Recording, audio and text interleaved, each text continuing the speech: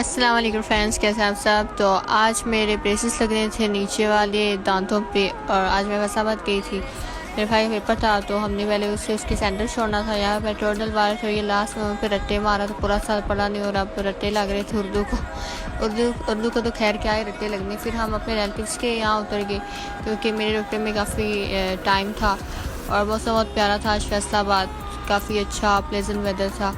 फिर उसके बाद फिर भाई का पेपर हो गया, फिर हम डॉक्टर पास चले गए। यहाँ मेरे ब्रेसेस लग रहे थे और फिर मुझे भूख लगी, मैं पिज़्ज़ा खाने लगी। डॉक्टर ने सख्ती से मना किया पर हम कहाँ बाहर आएंगे।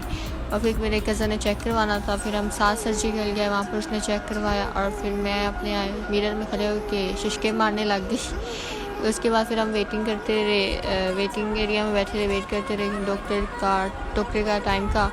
फिर मैं कज़न गया, चेक करवा के लाया। फिर हम शहरियारवन के पास चले गए, हमने आइसक्रीम खाई क्योंकि बहुत ज़्यादा भूख लगी थी। फिर आइसक्रीम खाई और आइसक्रीम खाने के बाद अपने घर चले गए थे। अल्लाह हाफिज़।